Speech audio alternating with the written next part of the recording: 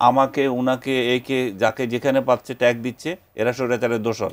একদিকে তারা স্বৈরাচারের দোসরদের কাছে ভোট চায় যাতে দাঁড়িপাল্লায় ভোট দেয়, আবার স্বৈরাচারের দোসর বলে আরেকজনকে ট্যাগ দেয় এবং শাহবাগে মিছিল করে। ডক্টর ইউনূসের সরকারের একটা কাজ নাই যেটা জাতি মনে রাখবে। মব ভায়োলেন্স ছাড়া এরা আর কিছু উপহার দিতে পারে না বড় ধরনের। জি, আরো একজন দর্শক আছেন এই মুহূর্তে, তার প্রশ্নটা একটু নিতে চাই। দর্শক স্বাগত জানাই, কে বলছেন, কোথা থেকে বলছেন, আপনার প্রশ্নটি করবেন। কুষ্টিয়া থেকে রবিউল বলতেছিলাম।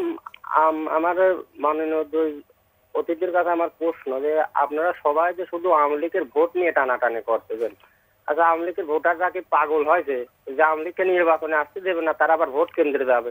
আমার ইউনিয়নে 8,000 ভোটার আছে আওয়ামী লীগের, 100 ভোটারও ভোট কেন্দ্রে যাবে না যদি আওয়ামী লীগ নির্বাচনে না আসে। তাহলে যখন ভোটের পার্সেন্ট কমে যাবে তখন এই নির্বাচন কিভাবে বৈধ বলবেন আপনারা? আপনাকে ধন্যবাদ, থাকুন আমাদের সঙ্গে। আনিস ভাই, আমি আসলে এই প্রশ্নটি নিয়ে আসছিলাম যে এই যে ভোটের ঝুলিটা আসলে কার দিকে যাবে। ফ্লোটিং ভোট যেগুলো আছে, আওয়ামী লীগের ভোট যেগুলো আছে, 14 দলের অন্যান্যদের যে ভোটগুলো আছে, সেই ভোটগুলো আসলে কারা বেশি টানতে পারবে? কেননা আমরা বিভিন্ন প্রতিশ্রুতি দেখতে পাচ্ছি। বিএনপি বলছে যে যারা যুদ্ধাপরাধী তাদেরকে ভোট দেওয়ার দরকার নাই। জামাত তারা বলছে যে হচ্ছে যারা চাঁদাবাজি করছে 5 আগস্টের পর থেকে তাদের ভোট দেওয়ার দরকার নাই।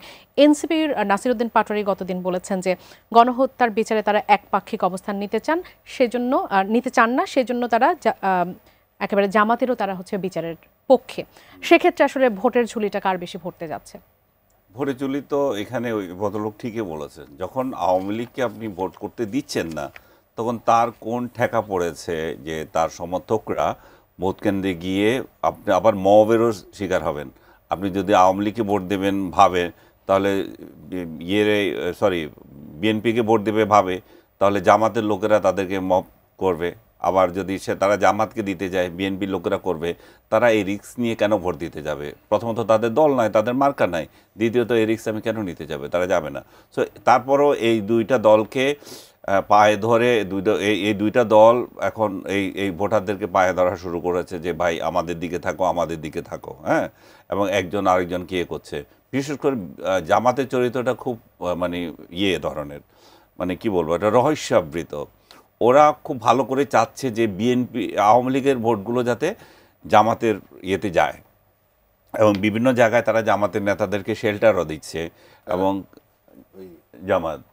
আওয়ামী লীগের নেতাদেরকে তারা শেল্টারও দেয় এবং তাদের খাতিরও করছে ভাই যে ওরা এবং বিএনপি নেতারা যে তাদের উপর নির্যাতন করেছে, বিএনপিরা ভুয়া মামলা দিচ্ছে, এটাও সত্য, সেটাও দেখা যাচ্ছে। এবং কিন্তু সেটাকেও তুলে ধরছে জামাতের, সেটাও তুলে ধরছে। কিন্তু আরেকটা চরিত্র হচ্ছে, আপনি সোশ্যাল মিডিয়ায় যখন যাবেন তখন দেখবেন যে এই জামাতের লোকেরাই আবার স্বৈরাচারের দোসর খুঁজতেছে।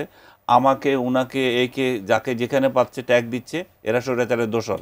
একদিকে তারা স্বৈরাচারের দোসরদের কাছে ভোট চায় যাতে দাঁড়িপাল্লায় ভোট দেয়, আবার স্বৈরাচারের দোসর বলে আরেকজনকে ট্যাগ দেয় এবং শাহবাগে মিছিল করে, কুশপুত্তলিকা দাহ করে, এগুলো করতেছে। এবং সোশ্যাল মিডিয়া শাহবাগে করে যারা কিছু টোকাই শ্রেণীর, এগুলা এটা করতেছে। এটা জামাতের ইন্ধন ছাড়া এটা হতে পারে না। আর সোশ্যাল মিডিয়া বট বাহিনী জামাতের এগুলো করতেছে। তো তারা আসলে যদি আওয়ামী লীগের ভোট চায়, স্বৈরাচারের দোসরদের ভোট চায়, তাহলে একটা ক্লিয়ার হতে হবে, ভাই যা হয়েছে ভুলে যাও, আমাদেরকে ভোট দাও, এটা বলতে হবে। কিন্তু একদিকে এটা, আরেকদিকে ওইটা করে করে তাদের পক্ষে ভোট যাবে না। কিন্তু ওই উনি যেটা বললেন যে যদি আওয়ামী লীগ থেকে কোনো সিগন্যাল না পায়, আমি বিশ্বাস করি যে ওরা ভোট দেবে না। তবে সরকার যদি চায় যে যারা মব ভায়োলেন্সের ভয়ে ভোট দিতে যাবে না, তাদের ভোটটাকে কিভাবে নিয়ে, সরকার যেভাবে বলছে আওয়ামী লীগ না আসলে যে ইনক্লুসিভ হবে না তা না, অংশগ্রহণমূলক হবে না তা না, অংশগ্রহণমূলক হচ্ছে, কারণ হচ্ছে যে ভোট যত বেশি পড়ে। তো সেই ক্ষেত্রে সরকার একটা বুদ্ধি করতে পারে, সেটা হচ্ছে প্রবাসীদের জন্য এখন যে ভোট সিস্টেম করেছে অ্যাপসের মাধ্যমে, এবং যারা নির্বাচনী কাজে ব্যস্ত থাকবে তারাও এভাবে ভোট দিতে পারবে। তাহলে যে লোকগুলো পলাতক আছে, যে লোকগুলো কেন্দ্রে যেতে চায় না, তাদের ভোট পাওয়ার যদি এত শখ হয়, তাহলে তাদেরকেও এই অ্যাপসের মাধ্যমে ব্যবস্থা করে দিতে পারে।